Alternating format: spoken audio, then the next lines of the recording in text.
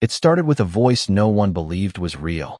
At 3:17 a.m. at Fort Haven Communications Center in coastal Virginia, the building was supposed to be silent except for the steady hum of backup generators and the distant rhythm of Atlantic wind pressing against steel walls.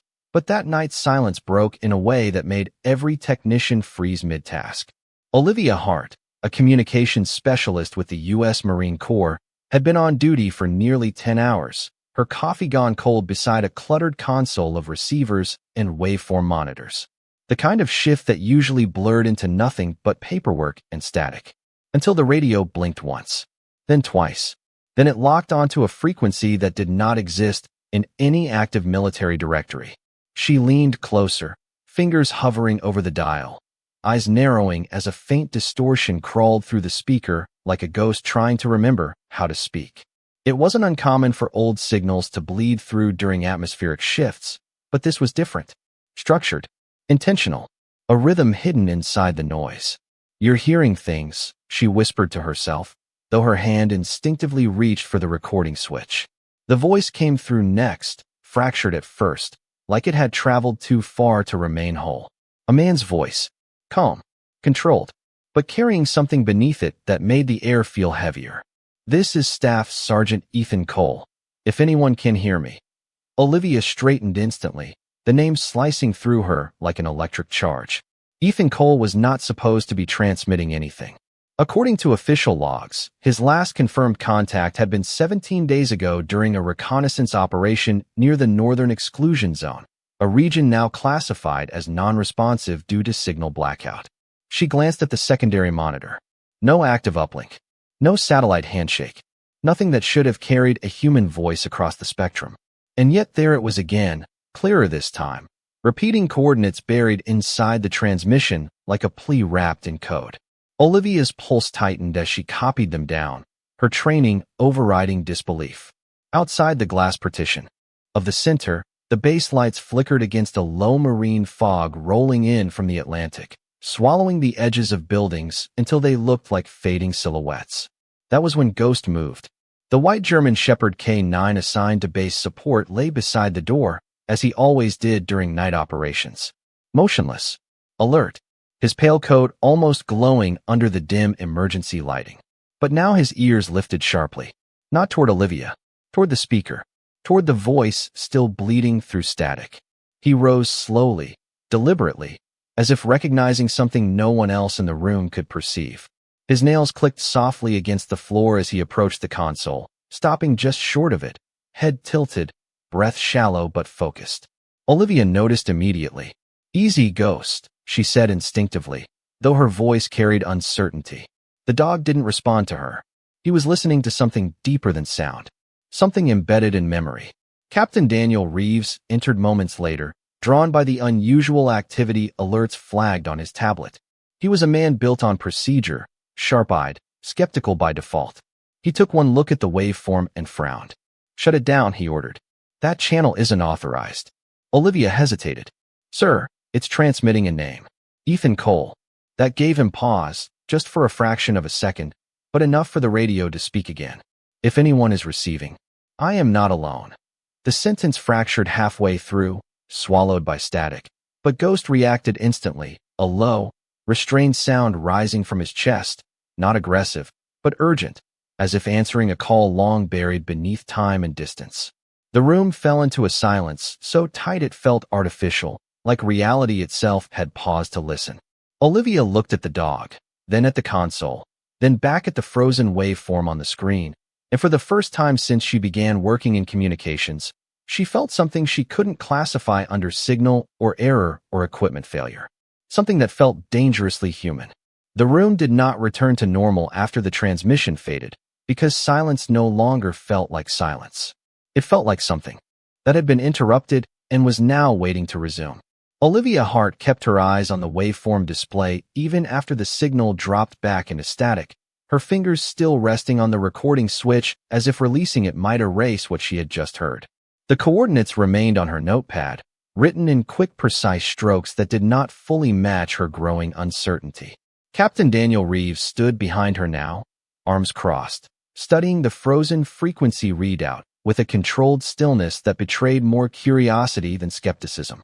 Ghost remained near the console, unmoving, his white coat reflecting the dim blue glow of the monitors, eyes locked on the speaker, as if expecting the voice to return at any second. Olivia finally broke the silence, her voice low and careful. "Sir, that transmission did not originate from any active military satellite or terrestrial relay within 500 nautical miles." Reeves did not respond immediately. Instead, he leaned slightly closer to the screen, eyes narrowing at the corrupted signal signature. "Then it is either interference or someone is transmitting from a non-authorized field unit," he said calmly, though the tightness in his tone suggested neither explanation satisfied him. Olivia shook her head slowly. The voice used authenticated identification phrases. Staff Sergeant Ethan Cole's full designation and secondary verification sequence were both correct. That detail shifted the atmosphere in the room. Authentication phrases were not easily replicated, especially in compromised environments. Ghost suddenly shifted his weight forward, ears angled sharply toward the radio again. A faint burst of static had returned, almost imperceptible, like a distant breath trying to form words. Olivia immediately reactivated the recording system, but the signal did not stabilize. Instead, it fragmented into pulses, each one slightly stronger than the last. Reeves gestured toward the secondary technician. "Run a spectrum analysis on that frequency. I want source triangulation even if it is partial." The technician nodded and began inputting commands, the soft clatter of keys filling the space where conversation had been. On the far wall, a digital map of the Atlantic operational grid flickered as the system attempted to lock onto any correlating source point. Nothing resolved cleanly. Instead, a faint anomaly cluster appeared near a remote inland sector classified as restricted due to terrain interference and outdated infrastructure. Olivia stepped closer to the display. "That area is not supposed to have active transmission capability," she said. Reeves exhaled slowly. "It is not supposed to. That does not mean it cannot." Ghost moved again, this time circling the console once before stopping directly beside Olivia, pressing his head lightly against the edge of the workstation as if anchoring himself to the sound that was now faintly returning. Then it came again, clearer than before. "If anyone is receiving this, I am maintaining signal integrity as long as possible." The voice carried strain but not fear, more like endurance stretched across distance and time. Olivia's breath caught slightly, not from shock this time, but from recognition of consistency. Whoever was transmitting was not improvising. They were repeating structured output under pressure. Reeves stepped forward, placing a hand on the edge of the table. "Mark that as live priority," he said. "We are not dealing with random interference." The technician hesitated. "Sir, the triangulation is still unstable. It keeps collapsing and reforming around the same coordinates." Olivia looked at the map again, and something subtle changed in her expression. "It is not random collapse," she said quietly. "It is movement." Reeves turned toward her. "Explain." She pointed at the shifting cluster on the grid. "The signal source is not fixed. It is drifting slightly every time the transmission peaks. It is as if the device is moving through terrain that disrupts line of sight repeatedly." The room went quiet again, but this time the silence felt heavier. Ghost lifted his head sharply at the same moment the voice returned, softer now, almost fragmented by exhaustion. "If this reaches command, do not assume I am gone." The words faded mid-sentence, replaced by static that lingered longer than before. Olivia instinctively looked down at Ghost. The K9 had gone completely still, every muscle aligned toward the unseen origin of the sound, as if waiting for a command only he could understand. Reeves straightened slightly, his decision forming in real time. "Prepare a remote reconnaissance alert," he said. "If Sergeant Cole is transmitting from a mobile location, then he is either lost or contained within an area we have not fully mapped." Olivia nodded quickly, already inputting the alert sequence. Outside the reinforced glass, the Atlantic fog thickened again, pressing against the base like a slow-moving wall. Inside, Ghost remained fixed on the radio, his presence no longer passive but focused, as if the voice on the other end was not a signal at all, but a direction he had been waiting to hear. The decision did not take long to escalate beyond the communications room, Because once a signal is classified as both impossible and authenticated, it stops being a technical issue and becomes an operational priority. Within 20 minutes, Fort Haven Communications Center had shifted into a restricted response state. Additional personnel were brought in under silent protocol, and all non-essential transmissions were suspended on the monitored channel. Olivia Hart remained at her station, her posture unchanged, though the tension in her shoulders had grown sharper with every failed attempt to stabilize the signal. The coordinates on her notepad had been verified 3 separate times, and each verification returned the same unsettling result. The source appeared to originate from a region that should have been completely silent, both geographically and electronically. Captain Daniel Reeves stood near the central operations display, speaking quietly into a secure handset with base command. His voice remained controlled, but the weight of his words suggested that higher authority had already been notified. Ghost had been moved to a position near the rear of the room, though no one had ordered it. The white German Shepherd K9 refused to leave proximity of the equipment rack where the faint signal pulses were still being received. Every time the static surged, his ears lifted and his body shifted slightly forward, as if aligning himself with something invisible but familiar. Olivia noticed this pattern more than once. It was not random behavior. It was anticipation. The radio console emitted another brief burst of sound, shorter than before, but clearer in structure. If this is received at any operational base, I am maintaining movement toward extraction viability. The voice broke slightly on the final word, but the message structure was unmistakable. Survival intent. Reeves turned toward Olivia. That is the 3rd confirmed structured transmission in under 15 minutes, he said. This is no longer a ghost signal. Olivia nodded slowly, her eyes fixed on the waveform graph that continued to fluctuate in irregular but deliberate intervals. There is a pattern in the degradation, she said. The signal weakens every time it stabilizes for more than 30 seconds. It is almost as if the transmitter is conserving energy or moving through interference zones. A junior analyst stepped forward from the secondary console. We are also seeing secondary harmonic distortion, he added. It suggests elevation changes or repeated obstruction from dense terrain. Reeves studied the updated projection on the map. The anomaly cluster had shifted again, slightly northeast from its last recorded position. It was subtle, but consistent. Movement was no longer a theory. It was a confirmed behavior pattern. Ghost suddenly stood up. The motion was immediate and precise, breaking the controlled stillness of the room. Every eye briefly shifted toward him. The K9 did not bark or show aggression. Instead, he walked directly toward the primary console, stopping just short of the desk edge where Olivia sat. He looked at her, then at the radio speaker, then back again, as if trying to bridge an understanding that words could not provide. Olivia hesitated before reaching out and lightly placing her hand near his collar.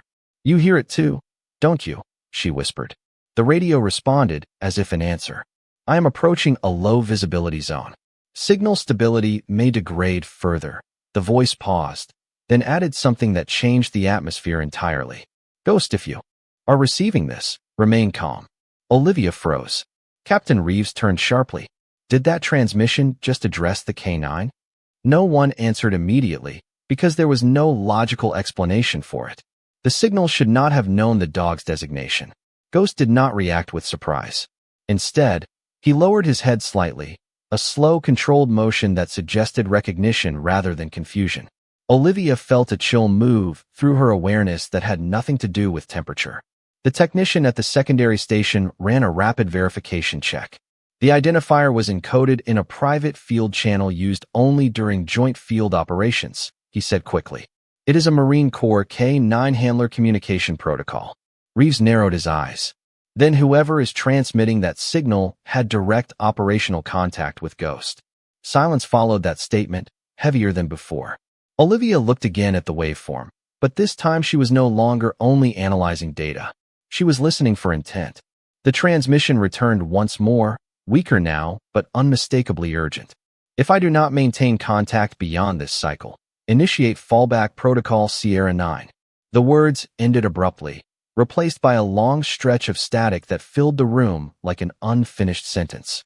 Ghost remained completely still, his gaze locked forward. as if he understood that something on the other side of that frequency was running out of time and was refusing to surrender while there was still someone listening. The escalation reached a point where silence inside Fort Haven Communications Center no longer meant calm, it meant anticipation. Every operator in the room understood that they were no longer simply observing an anomalous transmission. They were now inside a developing situation with unknown geography, unknown conditions, and a voice that refused to disappear. Olivia Hart had not left her console for what felt like hours, though the timestamp on her screen suggested it had only been 43 minutes since the first confirmed structured signal. Her eyes were locked on the fluctuating waveform, which now showed intermittent stability bursts that aligned with the cadence of human speech under physical strain rather than mechanical distortion. Captain Daniel Reeves had expanded the response perimeter through secure channels, requesting satellite prioritization over the suspected anomaly region, though every request returned the same limitation notice: terrain interference and incomplete mapping data. The phrase incomplete mapping data repeated in Olivia's mind because it contradicted everything she knew about modern military surveillance capability. Nothing in continental United States territory should be incomplete to this degree. Ghost remained in the center of the room's operational space, no longer moving between stations, but fixed in orientation toward the primary receiver. His posture was rigid, not from training discipline alone, but from emotional recognition. Every time the signal surged, his ears shifted forward with precise timing, as if anticipating not sound, but meaning. Olivia noticed that Captain Reeves had begun observing the dog more than the equipment. That subtle shift mattered. It meant the human leadership was beginning to trust instinct as data. The radio console suddenly emitted a longer, clearer transmission burst. Signal integrity reduced to below optimal threshold. If receiving station is active, confirm acknowledgement of Sierra 9 fallback protocol. The voice paused again, longer this time, and when it returned, it carried a change in tone that was difficult to quantify. Not weaker, but more focused, as if the speaker had stopped conserving energy and begun prioritizing clarity. If Ghost is present at receiving station, maintain proximity. He will recognize environmental markers faster than systems can calibrate. Olivia looked up immediately. "Sir," she said quietly, "that is not a generic instruction. That is field familiarity language. It implies direct operational partnership." Reeves nodded slowly, his expression tightening. "Confirmed." The technician at the secondary station leaned forward. "We are detecting a secondary signal reflection layer," he said. "It is faint, but it suggests the transmitter is near a reflective geological structure, possibly canyon walls or deep forest. Valley terrain." Olivia traced the shifting coordinates again. "Then he is not stationary," she said. "He is moving through restricted terrain with repeating signal bounce patterns." Ghost suddenly stepped forward again, closer to the console than before, placing his front paw near the edge of the desk. His nose pointed directly at the speaker, and for the first time since the monitoring began, he emitted a soft, restrained sound, not a bark, but something closer to recognition without confirmation. The radio responded almost instantly. "Ghost, if you can hear me, I need you to remember the river line marker east of Ridge Sector 7. Olivia felt her breath tighten. Captain Reeves turned sharply. "Riverline marker?" he repeated. "That is not in any civilian mapping system." Olivia's fingers moved quickly across her keyboard, pulling up archived operational overlays. A partially redacted file appeared, labeled Historical Training Exercise Perimeter Map, dated over 5 years ago. A faint line crossed the terrain, marked only as environmental navigation reference, never intended for public systems. "It exists," she said, "but it is not active." The technician frowned. "Then how is it being referenced in real-time transmission?" No one answered immediately, because the implication was no longer theoretical. Whoever was transmitting was not guessing. They were navigating from memory. The radio emitted another pulse, stronger than before, but fragmented at the edges. Visibility dropping below 10%. "If I lose signal continuity, Ghost will guide confirmation." The sentence ended abruptly again, but this time Ghost reacted immediately. He turned his head toward Olivia, then toward Captain Reeves, as if awaiting authorization that had not yet been spoken aloud. The room remained silent except for the low electronic hum of equipment compensating for unstable frequency input. Reeves looked at Olivia, then at the dog, then back at the coordinates slowly stabilizing on the screen. After a long moment, he spoke with controlled certainty. "Prepare for field deployment readiness status," he said. "If this transmission is authentic, then Staff Sergeant Ethan Cole is still active in the field, and he is not alone." Ghost shifted his stance slightly, as if understanding the decision before it was fully processed by the humans around him. The radio crackled one final time before the signal dipped again, but the last fragment carried a single clear instruction. "Do not disconnect. I am closer than I was yesterday." The decision to initiate field readiness protocol transformed Fort Haven Communications Center from a monitoring facility into an active coordination hub, where every second carried operational weight. Olivia Hart watched as additional secure lines opened across her console, each one reserved for command-level communication with field units and satellite relay controllers. The atmosphere in the room had changed again, no longer tense in the way of uncertainty, but structured in the way of preparation. Captain Daniel Reeves stood at the center of that shift, issuing comm directives that moved personnel into predefined response positions without hesitation or confusion. Ghost remained near Olivia's station, but his behavior had changed in a subtle yet noticeable way. He no longer reacted only to the radio transmissions. Instead, he reacted to pauses, as if listening not just for sound, but for rhythm between signals. Olivia observed this carefully, noting how the K-9's attention aligned with the irregular timing patterns in the transmission cycles. It was as though Ghost had learned to anticipate the voice rather than merely hear it. The radio console activated again, weaker than before, but still structured. "If this is receiving station confirmation, I am entering a lower elevation corridor. Signal reflection is increasing, but I can still maintain intermittent communication." Olivia immediately leaned forward, typing rapidly to log the changes. "He is describing environmental degradation in real time," she said quietly. "That is consistent with movement through dense terrain or geological interference zones." Reeves nodded once. "Then he is still mobile and still conscious of his communication window." The technician at the secondary station interjected. "We are getting a partial lock on a repeating echo signature," he said. "It is faint, but it suggests he is passing through a valley system with intermittent signal rebound. The pattern is becoming more predictable." Olivia looked at the updated visualization on her screen. The anomaly cluster was no longer drifting randomly.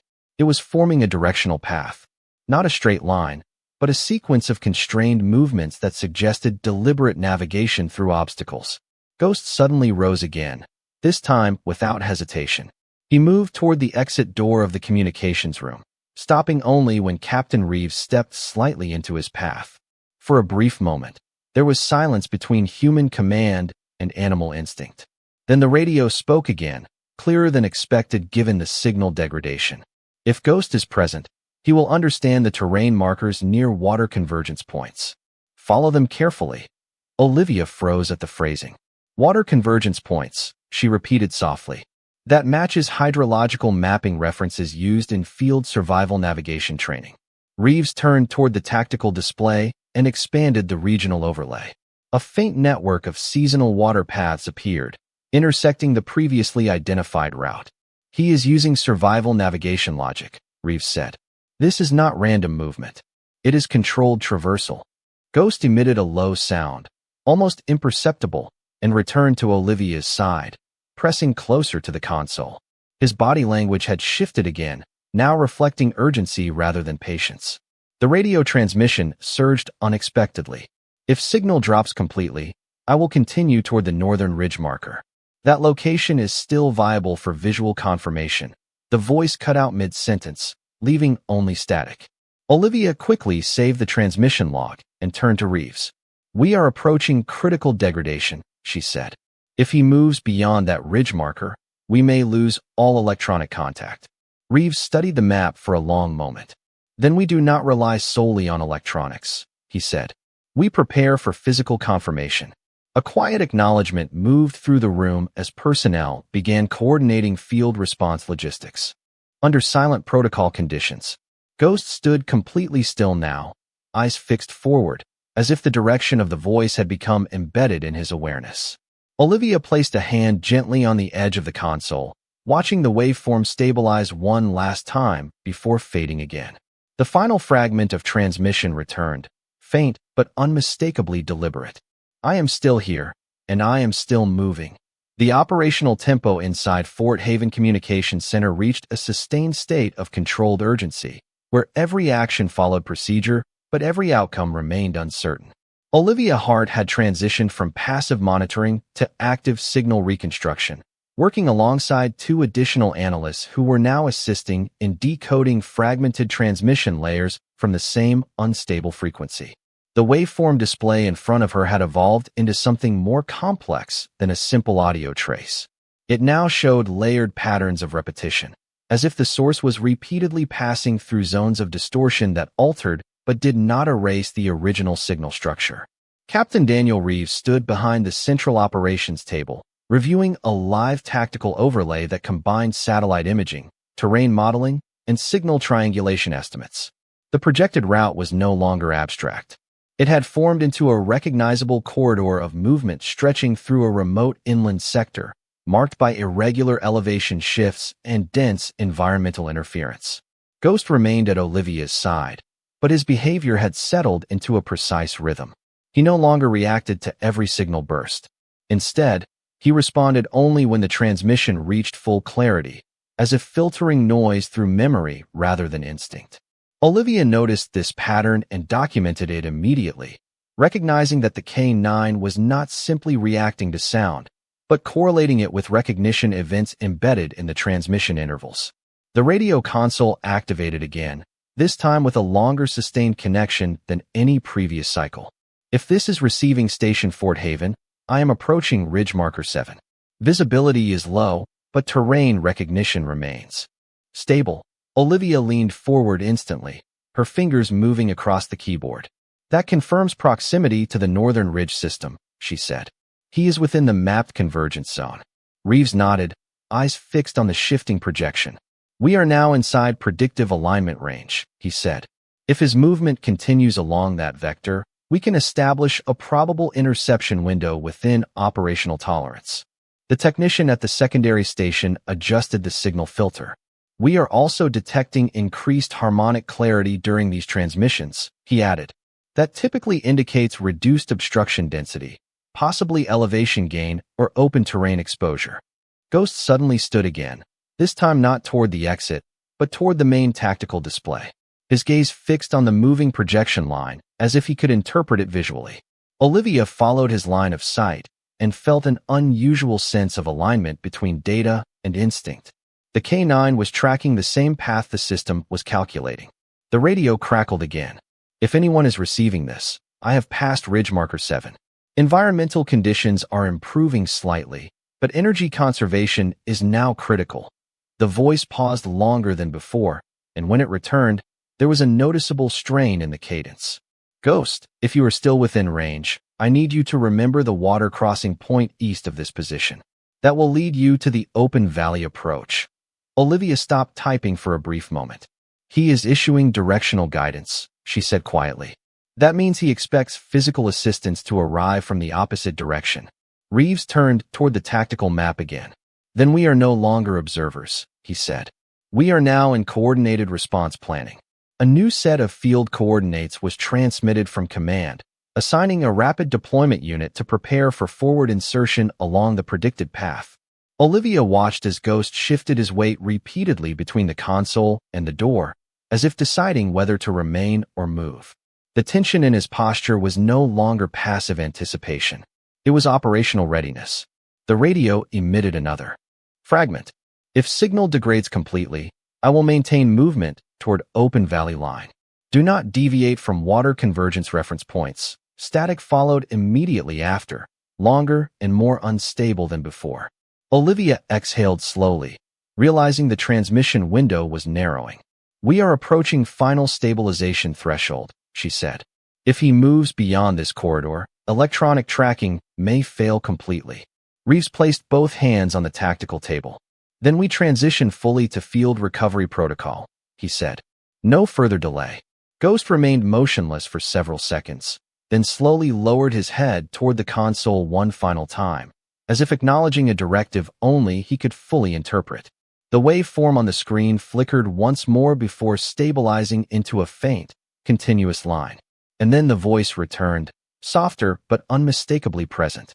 I am still moving forward, and I am closer than before. The situation at Fort Haven Communications Center had shifted from coordinated response into sustained operational execution, where every department involved was now functioning under a unified directive focused on real-time signal tracking and field interception readiness. Olivia Hart remained stationed at the primary communications console, but her role had evolved into a central analytical node for continuous signal interpretation. The waveform on her screen was no longer unstable in chaotic bursts. Instead, it had become a fragmented but recognizable pattern of movement, as if the source was gradually stabilizing its transmission behavior while advancing through increasingly open terrain. Captain Daniel Reeves had authorized forward deployment coordination, and multiple secure channels were now active between command, reconnaissance teams, and aerial surveillance units positioned along the projected corridor. Ghost stood at the center of the communications room without movement, his attention fixed entirely on the main display. The white German Shepherd K9 was no longer reacting to audio cues alone. He was tracking directional flow, aligning his posture with the projected movement path shown on the tactical map. Olivia observed this carefully, noting that every time the signal stabilized on the radio feed, Ghost's orientation adjusted by a small but deliberate margin, as if synchronizing with distance rather than sound. The radio console emitted another transmission burst, longer and more stable than any previous cycle. If receiving station Fort Haven is still active, I have exited the Ridge Marker 7 convergence zone. Terrain is now open, visibility has improved slightly, but energy levels are decreasing. Olivia immediately leaned forward, typing rapidly. He is out of the primary interference corridor, she said. That confirms he has crossed the highest density obstruction zone. Reeves nodded, studying the updated trajectory line. Then we are entering final approach probability range, he replied. If his direction remains consistent, field units will be within visual contact parameters within the next operational window. The technician monitoring secondary systems raised his head. We are receiving a secondary confirmation pulse, he said.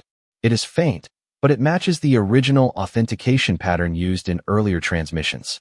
Signal identity remains consistent with Staff Sergeant Ethan Cole. Olivia felt a subtle shift in her breathing. Consistency over time eliminated the possibility of random interference. This was not environmental noise. It was persistence. Ghost suddenly moved again, this time positioning himself directly in front of the tactical display. His head tilted slightly as the projected route extended further into a region marked by lower elevation and wider spatial clearance. Olivia noticed that his focus was no longer divided. It was singular, directed, and unwavering. The radio transmission resumed. If any unit is receiving this, I am maintaining movement toward Open Valley Extraction Corridor. I am conserving energy and reducing transmission duration to preserve continuity. The voice paused briefly, then continued with a slower cadence. Ghost, if you are tracking this frequency, remain aligned with waterline reference markers. That path remains safest for navigation under current conditions. Olivia stopped typing for a moment. He is still issuing navigation guidance, she said quietly. That implies he believes coordinated movement is still possible. Reeves responded without looking away from the map. Or he believes someone is close enough to act on it. The projection on the tactical display shifted again as aerial reconnaissance data updated. A narrow corridor of open terrain had been confirmed just beyond the last ridge system, matching the signal direction with increasing precision. The technician spoke again, voice lower than before. We are approaching sustained clarity threshold. If signal conditions continue improving, we may achieve continuous communication lock within the next cycle. Ghost remained completely still, but his presence in the room had become the focal point of attention. Not because of movement, but because of certainty. He no longer reacted like a receiver of information. He reacted like a participant in it. The radio emitted one final sustained transmission burst. If this reaches command, I am no longer in restricted terrain. I am within reachable distance of open coordination zone. I will continue forward until visual contact is established, static followed. But it was lighter now, less oppressive, as if distance itself was beginning to close. Olivia looked at Captain Reeves. "We are entering final confirmation phase," she said. Reeves gave a single firm nod. "Prepare all field units for immediate engagement on visual confirmation trigger," he ordered. Ghost slowly turned away from the display and faced the exit door once more. This time, no one stopped him. The room had already accepted what the data was confirming. The voice was no longer far away. It was approaching, and every system inside Fort Haven was now aligned toward the moment when signal would become sight. The final phase of coordination at Fort Haven Communications Center had begun to resemble a controlled countdown toward physical confirmation, where every second carried the expectation of contact transitioning from electronic signal to real-world verification. Olivia Hart remained at the primary console, but her focus had shifted beyond waveform interpretation into predictive alignment. Analysis, watching the last stable transmission cycles as they stretched further into open terrain conditions. The signal was no longer fragmented in unpredictable bursts. It now followed a consistent rhythm, weakening slightly at intervals that matched distance expansion rather than environmental interference. Captain Daniel Reeves stood at the center of the operations floor with field coordination teams fully briefed and in motion. Aerial reconnaissance units had already been repositioned to maintain overhead coverage of the projected corridor, while ground response teams were staged along the final approach zone, awaiting confirmation trigger authorization. The entire system was now synchronized around a single objective, establishing direct visual contact with Staff Sergeant Ethan Cole. Ghost stood near the exit of the communications room, completely still, his body aligned with the direction of the predicted field route displayed on the tactical map. There was no hesitation in his posture anymore. Every element of his focus suggested recognition of proximity rather than pursuit of uncertainty. Olivia observed him carefully, noting how his breathing pattern had slowed, stabilizing in a way that mirrored resolution rather than anticipation. The radio console emitted what would become the final sustained transmission cycle. "If receiving station Fort Haven is active, I have reached Open Valley Corridor. Terrain is clear within visual range parameters. I am maintaining slow forward movement toward marked convergence point." The voice carried strain, but it was no longer fragmented. It was deliberate, controlled, and closer in clarity than any previous transmission. Olivia immediately logged the update. "He is within the final approach corridor," she said quietly. "All environmental interference has dropped below critical threshold." Reeves nodded once, eyes locked on the tactical overlay. "Then we are at visual contact stage," he confirmed. The technician monitoring signal integrity leaned forward. "We are now receiving continuous carrier stability," he said. "If this holds for another cycle, we will have uninterrupted communication lock until physical confirmation occurs." Ghost suddenly shifted his stance, moving from the doorway toward the central display one final time. He stopped directly in front of it, staring at the extended corridor line that now ended in a wide, open valley zone marked in pale green across the projection. Olivia noticed something new in his behavior. There was no urgency anymore, only certainty. The radio transmitted again, but this time the voice was noticeably closer in tone, as if distance itself had been reduced through environmental clearance. "If anyone is receiving this, I can see open sky above the valley line. I am continuing forward at reduced pace to conserve remaining strength." A brief pause followed. Then the transmission added a final structured statement. "Ghost, if you are tracking this frequency, hold position until visual confirmation is established. I am close enough now that signal alone is no longer required." Static softened after the final words, no longer harsh or fragmented, but fading gradually, as if the transmission itself was choosing silence over distortion. Olivia exhaled slowly, realizing the transition was complete. "We are no longer tracking a signal," she said. "We are waiting for sight." Captain Reeves gave a final acknowledgement to field command over secure channel. "All units maintain perimeter readiness," he ordered. "No engagement protocol unless visual confirmation is positive." Ghost remained fixed in place for several seconds, then slowly turned toward the exit once more. This time, his movement was calm, deliberate, and without hesitation. The room behind him continued to operate in synchronized readiness, but his focus had already moved beyond the data, beyond the signal, and toward the moment where distance would end completely. The moment of visual confirmation arrived not as a dramatic explosion of action, but as a gradual convergence of systems, personnel, and perception aligning into a single irreversible point of focus. Fort Haven Communications Center had transitioned into full coordination status, with every active display synchronized to the final approach corridor. Olivia Hart stood slightly forward from her console now no longer confined to data interpretation, but fully immersed in the anticipation of first contact verification. The waveform on her screen had stabilized into a faint but continuous signal line, no longer fluctuating in unpredictable distortion, but instead fading in controlled intervals that suggested decreasing distance rather than loss of transmission integrity. Captain Daniel Reeves remained at the central operations position, issuing minimal commands now, as field units had already completed positioning along the designated open valley perimeter. The entire structure of the response had compressed into readiness without movement, waiting for one final transition from electronic certainty to physical reality. Ghost stood at the threshold of the exit, his posture no longer rigid with urgency, but calm with recognition. Every element of his attention was directed forward, not towards screens or signals, but towards something beyond the building itself. Olivia followed his line of orientation instinctively, though she knew nothing beyond the walls of Fort Haven could yet be seen. The radio console emitted what would be the final transmission burst before silence. If this is receiving station Fort Haven, I am within open valley visual range. I can confirm terrain stabilization and clear line of sight conditions. The voice carried no fragmentation now.